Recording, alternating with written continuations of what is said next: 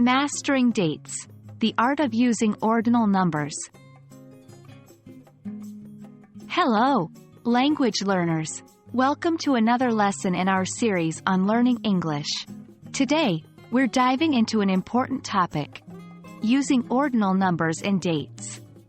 This may seem tricky at first, but once you get the hang of it, you'll see it's quite simple and very useful. Before we move into using ordinal numbers and dates, let's make sure we understand what ordinal numbers are. Unlike cardinal numbers that indicate quantity, like 1, 2, 3, ordinal numbers tell us about order or position, like first, second, third.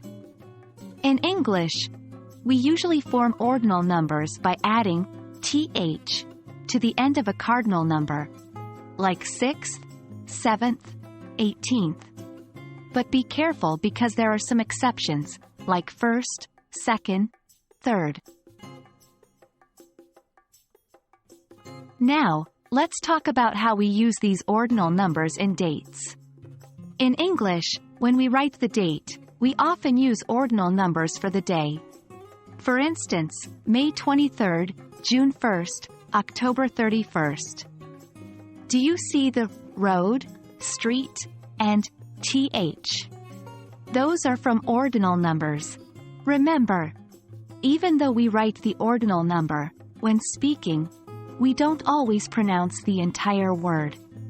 For example, May 23rd would be read as May 23rd, not May 23 road. Let's practice using ordinal numbers and dates together. Try writing and pronouncing these dates. The 8th of February, February 8th. The 15th of May, May 15th. The 1st of January, January 1st. The 22nd of December, December 22nd. See how we're pronouncing the whole ordinal number? It becomes quite natural with a little practice. And there we have it. We've learned about ordinal numbers and how to use them in dates. Remember to practice by writing out and pronouncing dates yourself. It might seem a little tricky at first, but with practice, you'll get the hang of it.